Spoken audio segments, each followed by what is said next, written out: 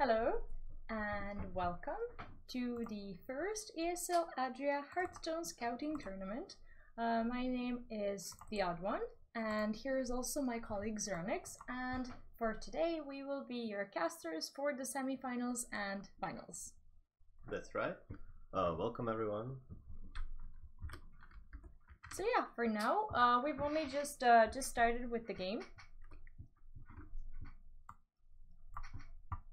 So on the bottom side we have Omnidron, and on the top side we have Sniper 8. As we can see, we have a mirror match, and apparently I can see we have a Murloc Paladin from Omnidron, and pretty much the same thing from Sniper 8 with the addition of Bone Mare, which is quite a new addition from the newest expansion.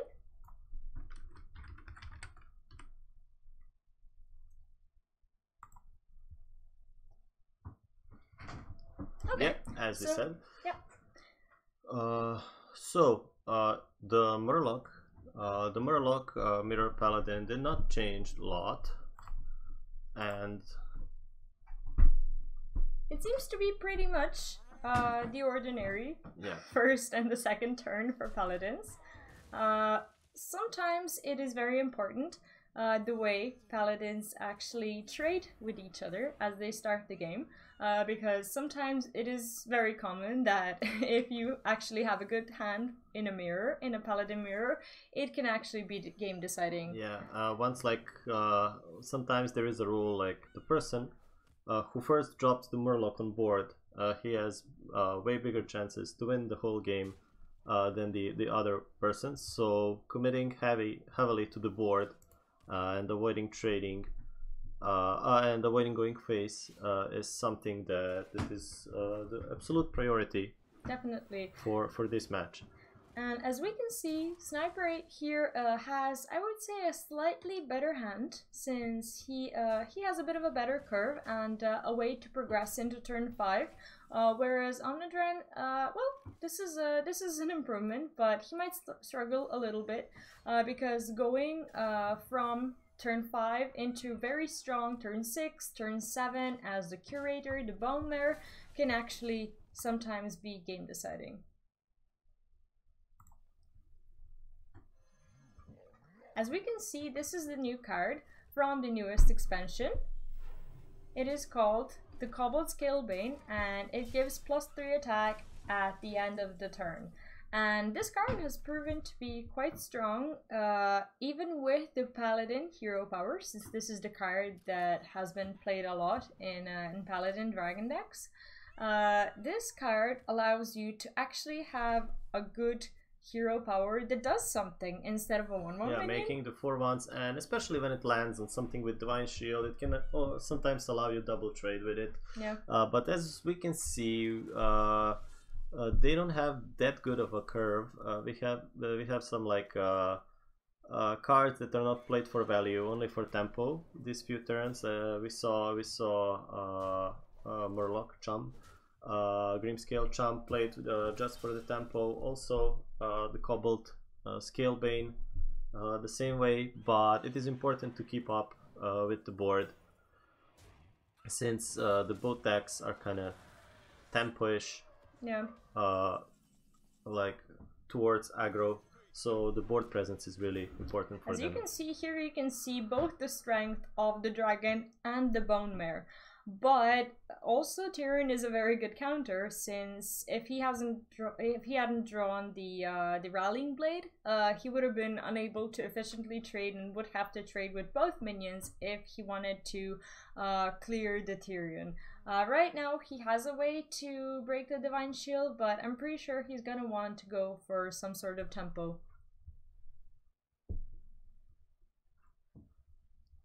I mean, so far we can see that Sniper 8 has a bit of a stronger hand and a way to progress into the late game, where Omnidron might struggle a little bit. Yeah, but he can find a lot of value with this card named Stonehill Defender, which discovers a taunt, and most of the Paladin legendary minions are actually taunts.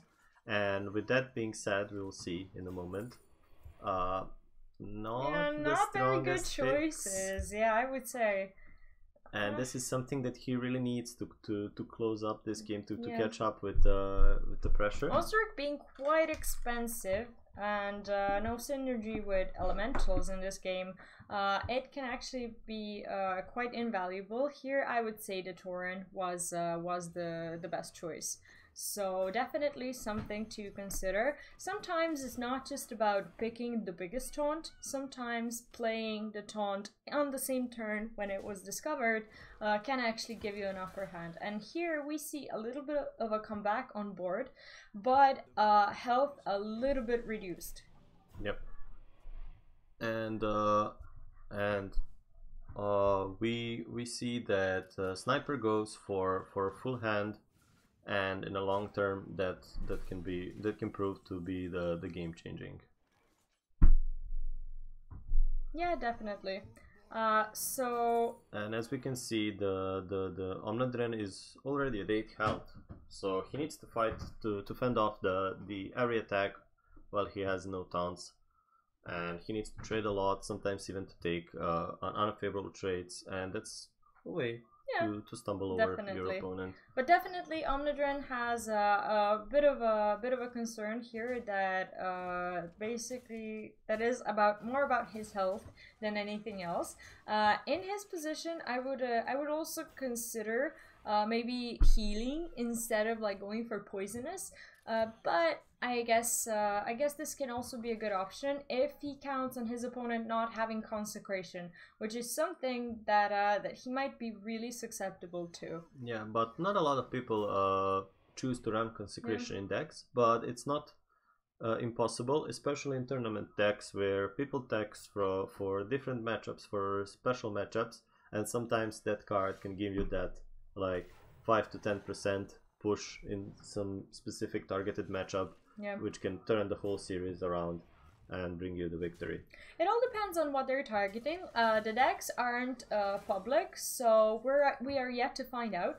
Oh, this is a great turn. Yeah. He actually has a really good board that can compete and possibly win him the game. It can really turn things around, and I'm pretty sure he wants to trade up a lot of things before he commits to going face. But this can be game changing. Yeah, at least I think he will trade Murlocs and keep the taunts. Yeah, definitely. Because by the holy light, he says. We see the yeah. Yeah. I'm pretty sure Sniper is gonna want to find a way to deal with it, but so far his hand, except for Tyrion, doesn't give him a lot of answers like equality or something like that. We're not even sure if he runs them, but I'm assuming he doesn't, since this looks more like a temple version of Paladin. So now, even with 3 health, I'm pretty sure for now he's quite safe, and maybe he will be able to even turn this game around. Yeah, don't forget that Tyrion, when he dies, gives you a weapon that has 15 damage, and with that you can hack and slash through a taunt and also do a serious blows to your opponent portrait, and sometimes close the game. Yeah, having 3 health can be quite an issue here, but hopefully both players can find answers for their opponent's board. And Omnidren choose to play this slowly because he's behind on cards, and he has no favorable trades. He doesn't want to open his board. He doesn't want to trade his taunts into Tyrion and weaker his position. Sorry? This can actually be quite bad, since 2 war leaders with the a significant amount of Murlocs on board can actually be quite lethal in this position. And I'm pretty sure that's gonna be GG. Can't see the way he gets out of this. Like, this trades into Tyrion, but regardless of what happens, I see 1 war leader dying. And that's gonna be a GG. So Sniper takes the first game. Yeah, 1-0. Yep. In first semifinals. If nothing changes, and as we see, that's gonna be it. So in the semifinals, Sniper H takes the first game with his Paladin.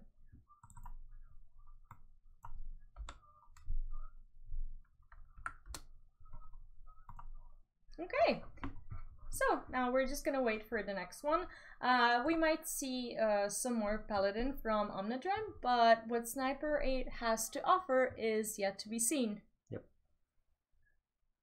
Sometimes Paladins games can be really demanding for both players because they both have to commit a lot of resources into efficient trading, and that is something that both players have to have in mind. That's true, and we will see a Kazakus priest versus a pirate warrior, I can tell. Yeah.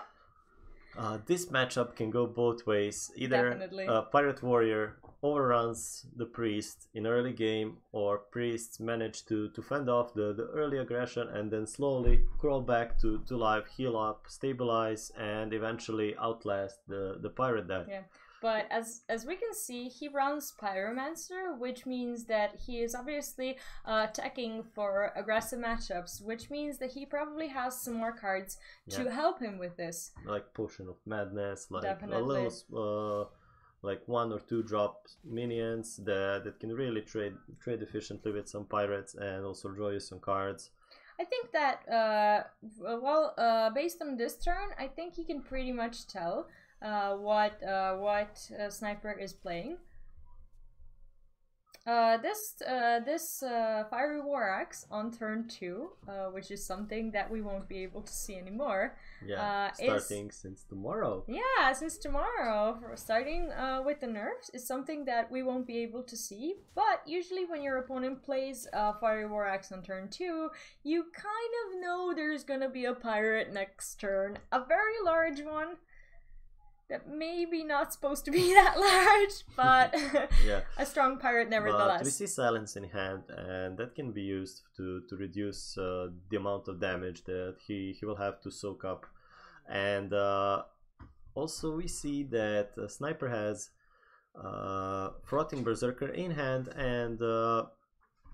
and maybe that Silence can be utilized better on Frothing Berserker, but of course from the perspective of Omnidren, the time is now. Yeah, the time is now, and maybe there will be no time if he lets like 9 damage slip to his face on turn 4, or even plus 4 damage. That means 13 damage. So I definitely think that's the way to do it. Even though Sniper has a hand that is nearly not as big as Omnidren's hand, he might just be able to push through with the amount of damage that he has, because so far we see the priest's hand clunked with a lot of minions, not a lot of spells that he can use. He can try to go with Pyro into Coin and Shadow Vision, hope for something, or he can play Kazakus and hope for a really strong turn 5 spell, or even turn 1 spell if he decides to go for like 3 damage to 1 minion and 2 damage to everyone, or 4 armor or something like that. It can save this turn, but so far I think Kazakus is kind of double-edged. Like either you get what you want and you're in a really good spot, or you miss the spell and you're in a bad spot all of a sudden, and more often than not you cannot come back from that position. Yeah, definitely. And he decides to go for one cost spell. Here I guess freeze is good. Let's see what he picked. Yep. 2 damage and freeze a random enemy. Yeah, this is probably, I mean, this is a less greedy version that he could go for. He could go for like Kazakus and then a 5 cost spell, but this is something that he assumed would help in his in his current turn, which is something that I agree on. But I think he might run into some problems going forward, since this warrior's board is starting to get out of control a little bit. Yeah. And Holy Nova is a good spell, but there's a Berserker in hand, on board, waiting for that on Holy board. Nova. And as I was talking about the Silence, but if you took like 5 damage to face, it might be even over now, so not a lot of things he could do. Yeah. We said like there was a line going with Raza, there was a line going with Glimmerroot, and you have to gamble to survive. Yeah, but like when you play Glimmerroot versus Pirate Warrior, there's not a lot of stuff that you actually are hoping for. The best thing you could hope for is maybe Mortal Strike when you're on a low health and you need to remove something, or maybe you're hoping for a Fiery War Axe or even a Taunt. So not a lot of but things not a lot of stuff. can save To him say now. no, like not even Dragonfire would be enough.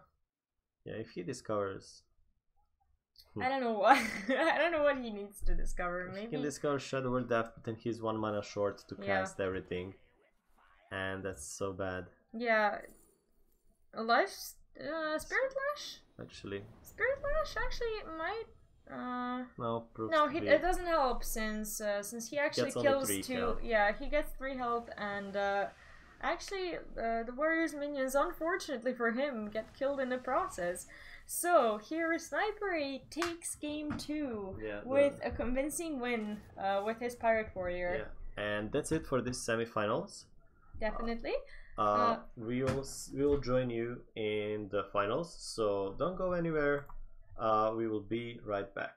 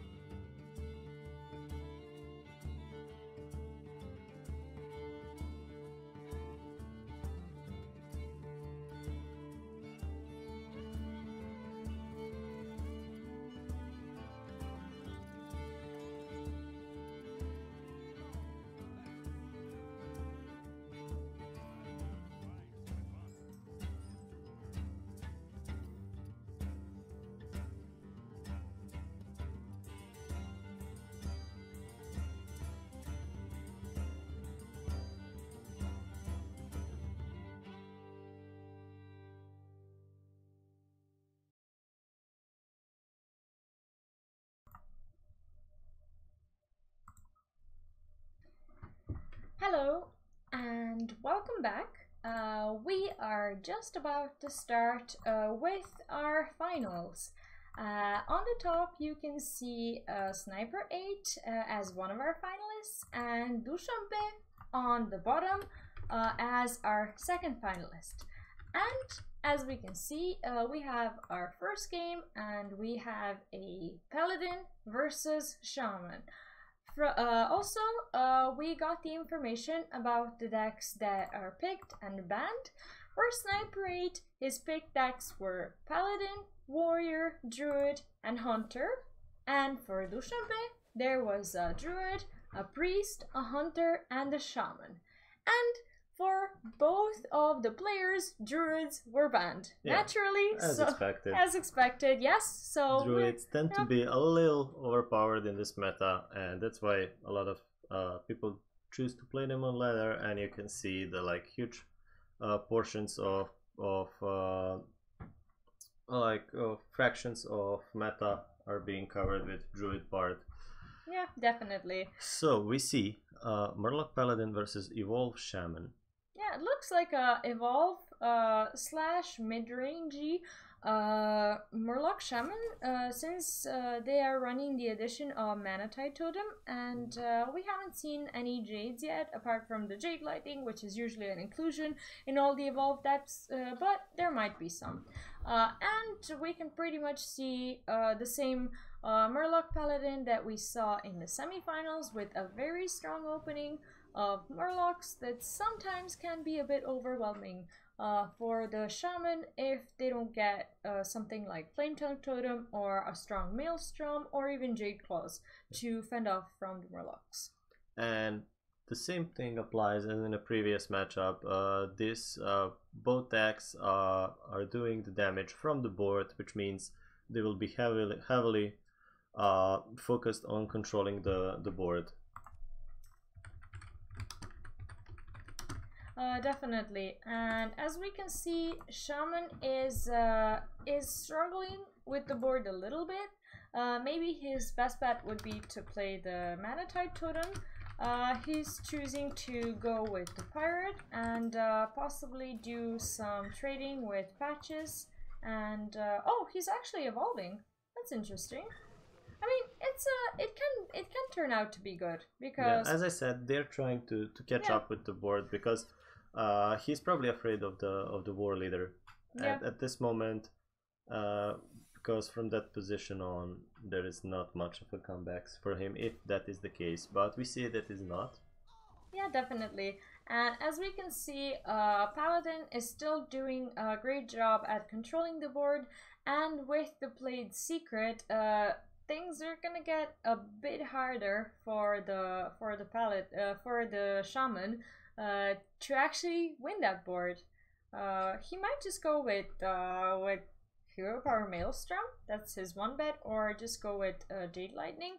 Of course, he doesn't know, but the secret is Noble Sacrifice, so he will run into the situation where trading with his 1/1 is not successful. Yeah, denied by the fact that he has the secret, but it is really a problem when you don't know the secret, because 3 different secrets that can be in play here is Getaway Kodo, Redemption, or 4 Repentance and Noble Sacrifice, and each one of them requires the different line of play, so you kind of have to guess or to anticipate his opponent, or to find some way to find, and Spell Power Totem is really strong here. Yeah, the best thing that he could have hoped for, and at least he gets another minion from his Death Rattle minions, so also develops a Jade. Yeah, definitely develops a Jade, which helps because next time if he decides to play Jade Lightning, he will get a 2/2 rather than a 1/1, so it actually has great synergy. But Finja, of course, will deny that big board that Shaman might make with some additional Murlocs joining the party. That's true. And we might even see a taunt here. Yeah, maybe. For now, he is pretty safe, and he's doing whatever he can to deny Finja an efficient trade. which he's hoping to do, but with the Rallying Blade, that might not be the case. In this case, actually, Finja dies, but leaves 2 Murlocs behind. So which Murlocs you get is kind of a gamble. Again, if you get a War Leader plus a Murloc, it's fine. But if you get something, for example, like the Chum, you're not very happy with it, since Shaman here has some very good trades. This is sad. Yeah, well, this is okay. A 1/3 minion is good, but I think he would rather want to see the battle cry from that minion, since 1/1 tokens that are not Murlocs are not very efficient in a Murloc paladin. Yeah, definitely. And we might even see Aya here going for that Jade aggression. Yeah. And just double trade to suppress the board, and then Aya and Jade are fighting versus the one lonely Murloc, which gives him a good control over board and good ramp over Jade's. Definitely a strong line of play. Also to consider, we can see double totem play. Yeah, we could. I think the worst thing he can do with the fact that this guy is a Murloc is adapting it into Poisonous to deal with Aya, but I think, or even like giving it like plus attack to deal with it, but still Aya gives a minion, but he actually decides to trade with it, which is also line of play where you develop 3 minions and deny the Murlocs to your opponent, because their decks are full with the synergies with Murlocs. But it is an unusual play, since the opponent actually has the Rallying Blade and is able to deal with the totem. But it forces out something like this, like 5/4 Dinosaur. Maybe the better match for the Jade Lightning was 5/4 target, but that's really hard to predict when you don't see your opponent's card. And this is a strong top deck. It is. If it was me, I would probably still go with Aya, but there's a reason why these guys are here, so let's believe in their choices. Definitely a very strong play and makes a really consistent board. Also, Mana Tide is something that the opponents will really want to deal with, since it's going to draw some cards, and Thrall Deathseer is such a good top deck here. Also, the board clearing turns from Shaman might be provoked by the fact that your opponent is running a lot of Bone Mares, Spike Rich Steeds and everything, so you just don't want to give him that one target that he can buff and like to play his cards for the full value on curve, which makes that tempo really strong. Definitely. He's really committing to trading into the Paladins board, which makes sense because we all know that Paladins tend to use just one minion that they have and turn it into something huge with Bone Mare, with Spectred Steed, and so on. So this is actually a really safe approach that he's taking. Also, he has way less cards than the Paladin, so I can totally see why he would go for the safe play and actually try to deny the Paladin as many minions on the board that can attack as they can, because if he, for example, he has a lot of buffs in hand and they all kind of rely on each other. So as you can see, most of his hand basically relies on additional minions on board. And this is what would have happened if there was a minion that could attack last turn. This 5/7 would actually trade into something, or it wouldn't be a 5/7, it would be some other minion that the Paladin had. And this is what Dushanbe has tried to prevent. I think he might be getting ready to throw, maybe next turn. I see him possibly using Bloodlust here to try to maintain the control of the board and just further develop the board, because he will really want a good evolve. And so far I assume that he can kind of predict that his opponent doesn't run Equality, Consecration and similar stuff, so I am pretty sure that he is going to completely take advantage of that and really try to fight for that board. Yeah, and as we see, continuously clearing the board and probably preparing more stuff, more minions for that big evolve turn on turn 10 with Doppelgangster and with Thrall.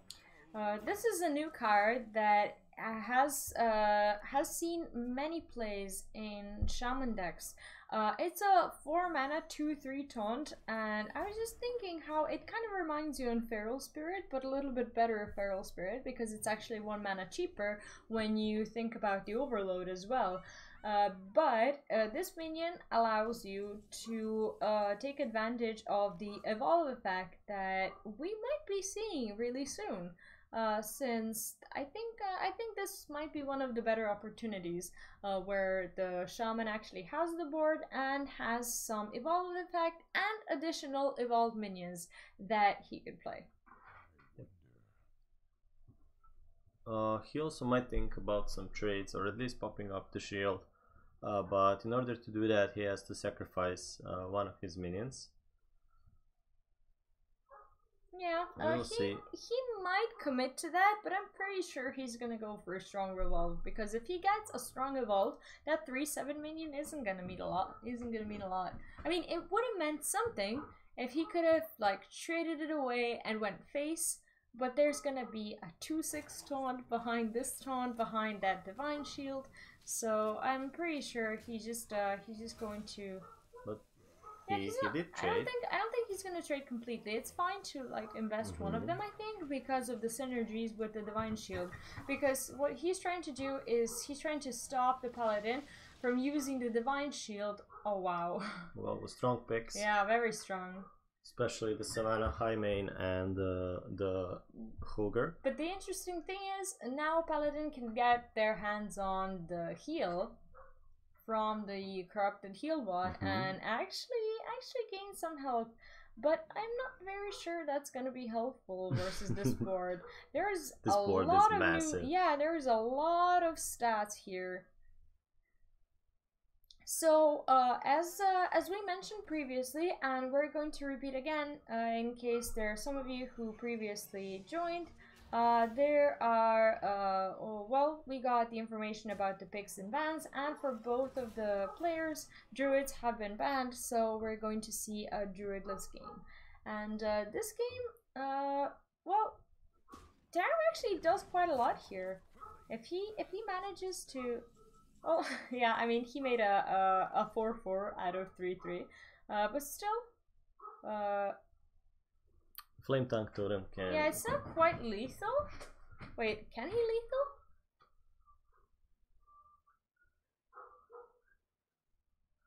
Looks really Yeah, he can with Totem. And, yeah, if he trades up, yeah, definitely. If he trades correctly, yeah. It's lethal on board. Let's see how he trades.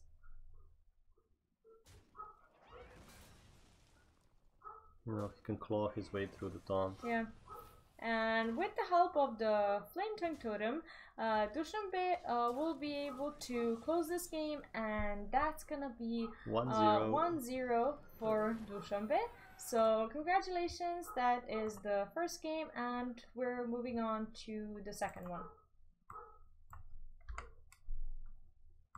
As we were saying earlier, the picks for the decks of the both players are, for Sniper 8, it's gonna be Paladin, Warrior, and Hunter, and for Dushanbe, it's going to be Priest, Hunter, and the Shaman that we've just seen. And he already managed to find the win with his Shaman, so he needs to win with Priest and Hunter to win the whole thing. Yeah, definitely. These few brackets that we went through them pretty quickly because it was best of 3 matches, and this is actually the first match that is best of 5. So quite exciting. It's gonna be a really nice game, and we're just waiting for the next game to start.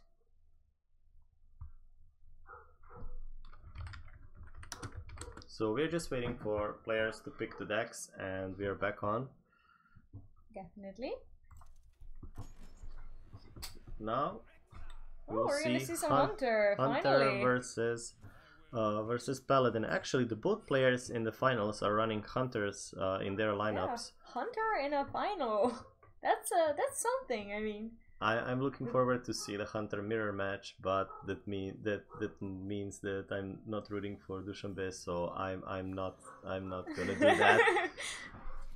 But definitely, regardless of who he's facing, as in which class he's facing, I think it's gonna be an exciting match. Yeah. So as we can see, the Murloc Paladin continues on, and as we can also see, we have a decent start from Hunter. We have a really nice curve, and also Paladin has some really strong Murlocs. I'm afraid that crawler, that crab that Hunter has, might be the wrong crab in this matchup. Yeah. I think he would really want the other one, the one that actually deals with the Murlocs. But still, I think with some management, I think Hunter might be able to push through. Also, as we see, Hunter runs the Spellbreaker. Yeah, definitely a big pick in this matchup. It can silence the War Leader, it can silence the Spike Reach Kodo, it can help Hunter go through the taunts and close the game quicker before the Paladin managed to stabilize. All that, of course, if he managed to grab the board from the Paladin in this first few turns, where both decks has kind of explosive start, and every card has to line up perfectly to keep the tempo going from one side to another. And if it slips to one side, it's really hard to get it back.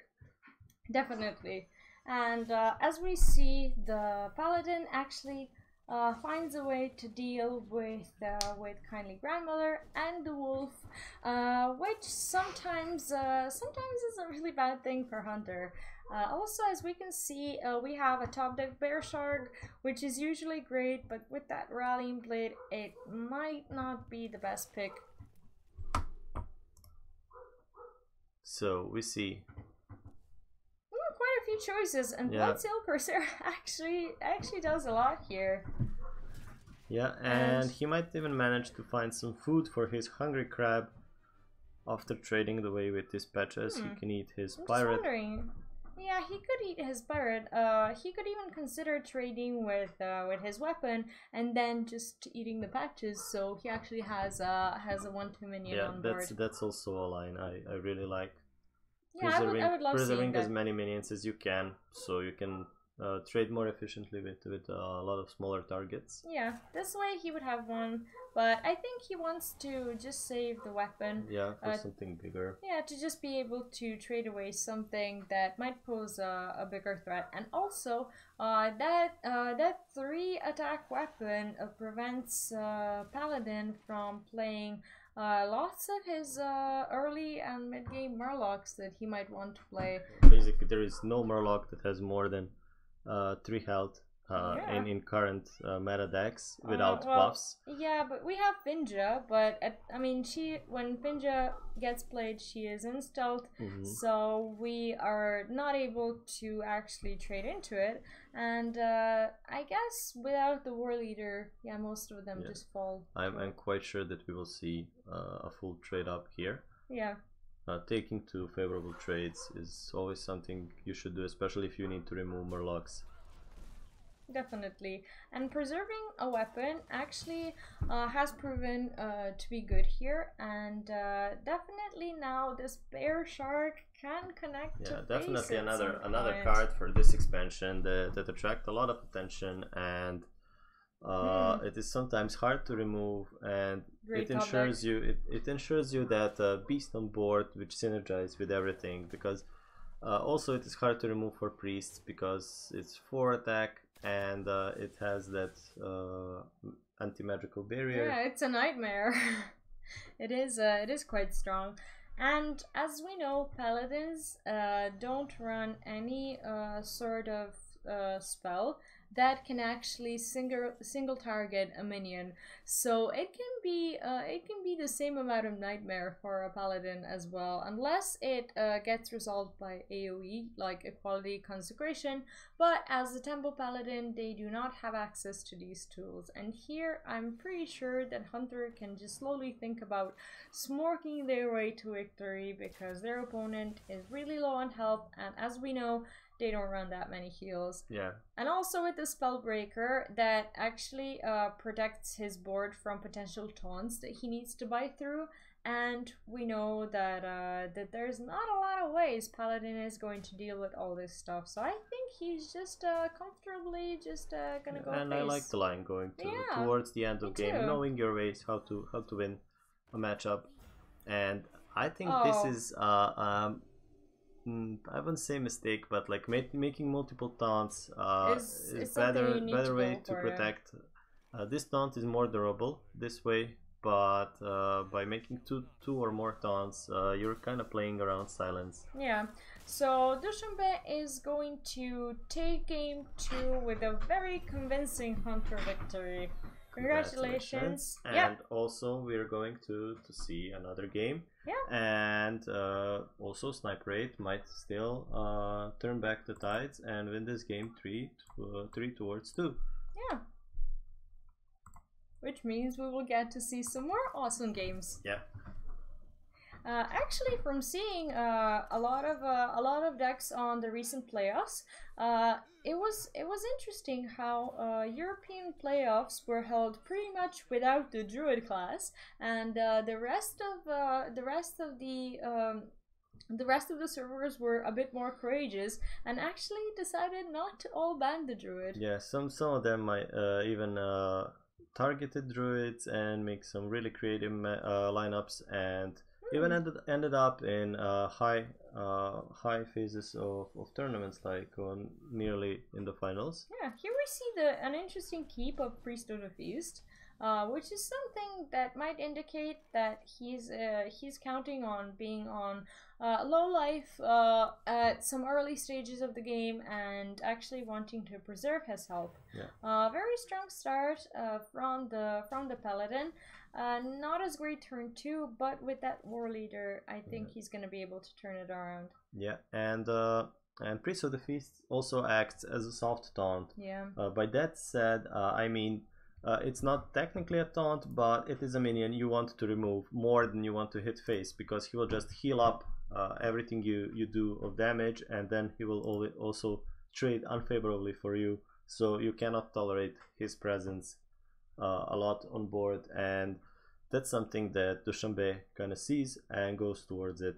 Yeah, I'm not sure if he uses the Spirit Lash here. As we can see, this is the Highlander priest, and there is a very limited amount of resources that a priest can use. For example, once you spend your Spirit Lash, you have to know that, and you have to make sure that you have some other answers for later threats.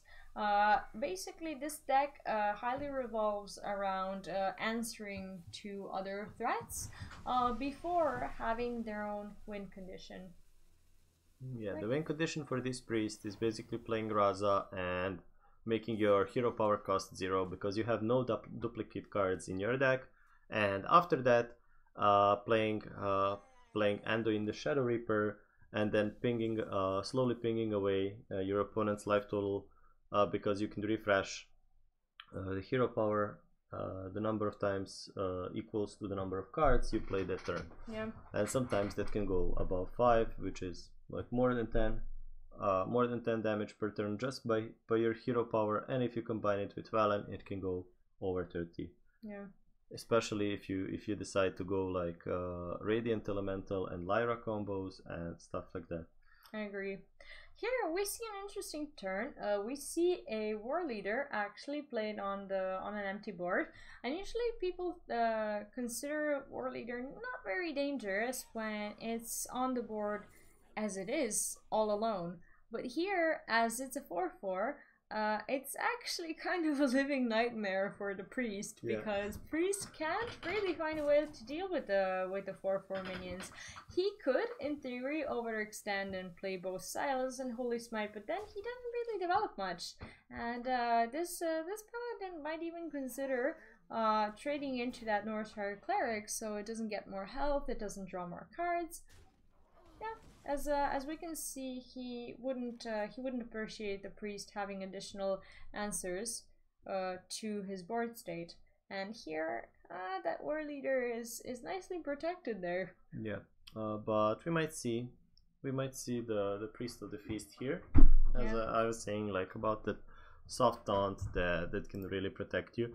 The only downside is the healing that will be potentially done by that card will not affect life total because he's already at maximum health. But still the card is great, and it forces him to trade, not to go face, which is your main thing to do in a first rounds of like playing versus any aggressive deck. Yeah. This card, where he actually said well met, is very interesting because it actually allows the Priest's Dragonfire to be quite useless sometimes, because this 5/5 is one of the minions that will survive the Dragonfire. Yeah, but here we have an amazing clear. Yeah, it's gonna be a full clear, and it's gonna be a Holy Nova. There was also a possibility to silence the taunt first, trade, and then heal up even your minion with the Holy Nova. Yeah. Which leaves it with 2 healths more, but you're left with 1 silence less. Yeah. And he kind of wants to preserve that silence for something that might come, like Spiked Reach or Tyrion or something like that can be really dangerous. Yeah, and as we can see, this is the version of the Highlander Priest that is highly anti-aggro, with a lot of answers for some early game threats and for just establishing an early game board with Priest of the Feast. Even Radiant Elemental can sometimes be played in early game versus the non-aggressive matchups. Also, we have a secret, the Noble Sacrifice, that is going to effectively deny a trade on this turn, and here he's probably going to assume that it's either, well, that it's Getaway Kodo or the Noble Sacrifice. But I'm guessing he's... No, he's pretty confident. Yeah, it can be Eye for an Eye or Noble Sacrifice from this moment on, and Eye for an Eye is like rarely picked, only in matches where you might want to reflect some damage to pop Ice Blocks or something like that. Yeah, and he's really actively playing around it, and he's going to allow the trade to happen. So next time when he decides to attack with his elemental, he can do that without further damaging it, since 3 health is somewhat fragile to Paladin's minions, because Paladin's minions and weapons can also have around 3 attack. So as we can see here, he's making the attack, making sure the secret is procced, so he can safely go to the next turn. So now in sort of a mid game, you will see how powerful the Paladin deck actually can be with all the buff effects. He kind of exceeds all the expectations of aggressive deck. Like, you expect when someone starts early with explosive start that he will run out of steam, but this deck exceeds all expectations like that, because he keeps continuing dropping the new threats, and when everything runs out, he can always refill the board with small minions and play Tarim, turn the tides of the board, and sometimes even that is enough to close the games. Yeah, and Paladin's hand here, Sniper really has that nightmare going on for the Priest. He had the 4/4 War Leader, and now there's a Curator, and there's the second-rate Bruiser, all the 4 attack minions you could possibly want versus the Priest. Also the Tyrion, a really strong pick, which forces an immediate reaction, either with Shadow Reaper, Anduin, or Shadow or Death, but it kind of demands the premium removal from Priest deck. Yeah, and if you're not ready to answer that threat, you can directly lose the game just on that spot. Yeah. And here we can see turn 8, and he actually decided to play the Curator instead of going for the Tyrion. So he might not be ready for that Shadow Reaper to happen just yet. He really wants to make this board as awkward as possible for this Priest, and I think here we might see that Kazakus being played, and he's gonna want to find some answers for the minions that he cannot reach with his being hero power, with the Shadow or Death, with the Anduin, he's really going to want to find a good spell. He goes for a 10 cost, which is only natural, and here we can see what he actually ended up picking. Transform all minions into 1/1 sheep and summon an 8/8 demon. So he decided to go for the universal way of debuffing all the paladin minions and creating his own. Kind of silencing them also. Yeah. That plays around Tyrion, a lot around Death Rattle of Spike Ridge Kodo and everything, and I really like the pick here. It really shows the deep understanding of current meta and of current decks that are being played. Yeah, which is what is really interesting here is that weapon would usually be used to trade into the elemental, since it reduces the cost of the spells, but now it allows the spell that costs 10 to be actually played on turn 9, which temporarily at least debuffs the paladin minions and creates sort of a threat of his own to contest the board with. But Priestess here also running out of resources a little bit. If I was him, I would feel more confident with some Dragonfire in hand. And interesting choice between Lich King and Tyrion, and he goes with the Lich King. My best guess is because he has already one Tyrion in hand, and he doesn't want to play like double Tyrion and then get this situation where your weapons get removed by if your opponent kills your second Tyrion before you manage to spend one weapon. And also Lich King can draw, can give you Death Grip, which can draw Raza from your opponent's deck, and that way completely destroy the combo on which the whole priest deck revolves around. Definitely. I would actually I don't know here. I don't know what I would like to see from Dushanbe here. Lyra can be really good for proccing the secrets without using. Oh, that's interesting. My games can actually be really good here. I would say that he wouldn't want Tyrion just because there's far too many weapons. Mind Games, a card that hasn't seen much play, I think in the past few months. I used to play it even before in some of my priests, but this is actually a really, and all of a sudden really this nice starts pick. to look like a big priest. Yeah, it kind of turns around, and it is very convenient that this is a taunt, since it kind of protects that Lyra for now. So far, he is not able to deal. He's not even able to deal with that Terram on board, let alone the Lyra. So Dushanbe is actually gonna go off with sort of a miracle turn here, yeah. and there's gonna be a lot of answers coming from that Lyra. It's kind of like a miracle rogue. Yeah, it's like a resource producer. Like it generates you resource, it generates you value, but it's still a double edge. Like it can generate really good cards that you need and give you it to really get you at a really good spot, or it can generate something that you cannot use or utilize very well, and you spend you spend your whole turn, and that kind of gets you to the bad spot. If you're running like Shadow Reaper Anduin combo with hero power after each spell, it doesn't matter that much. But now it matters, and he got quite a good value. He got a removal for small minions, and he got a Shadow Depth that will be good for Tyrion. Suddenly the game turns around, and from not having resources, he ends up having quite a lot, and actually being able to, well, to almost GG at this point. Yeah, with this silence, it's little.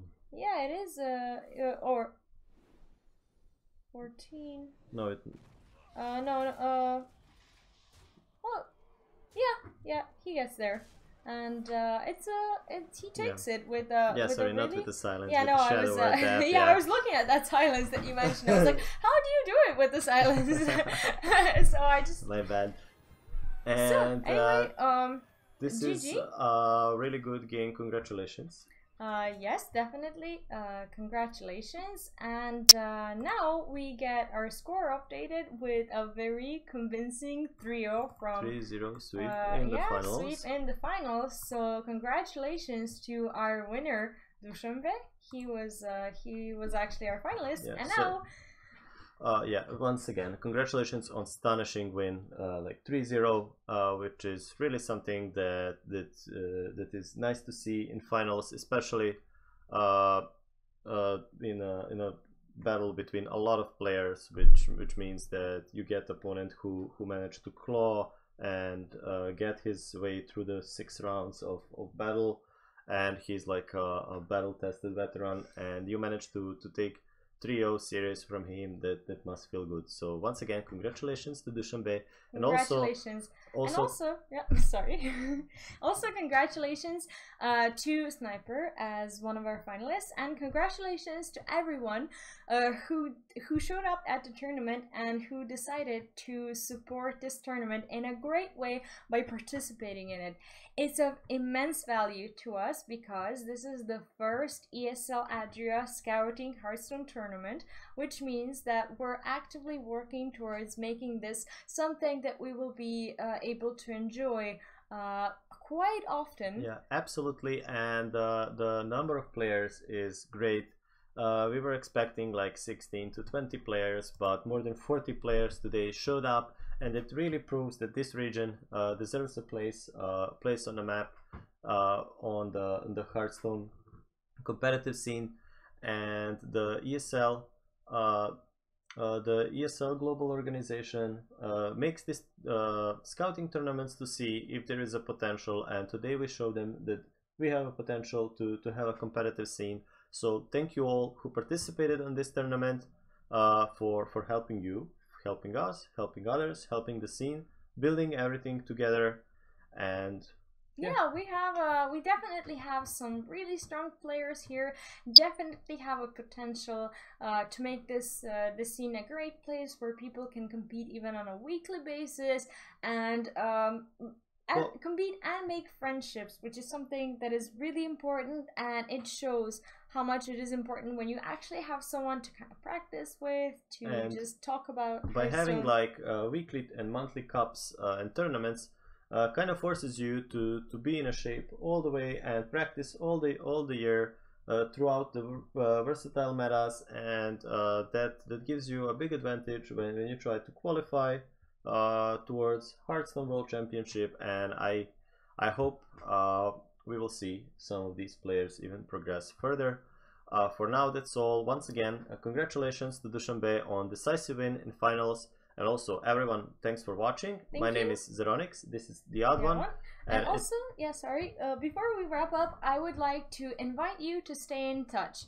I would like to invite you to stay in touch with the ESL tournaments, with the things that we are organizing, because we're going to work actively towards kind of waking people up and just involving them into this Hearthstone scene in this area, and just showing them that there is a place where they can play tournaments, have fun, meet new people, and just play some good Hearthstone. And also, I invite you to follow us in our channel, because that is pretty much the place where you will be able to find all the information about the upcoming tournaments. So thank you again for watching. It's been great, and I hope you really had a great time. We definitely had a blast, and we'll see you soon. See you guys. Bye.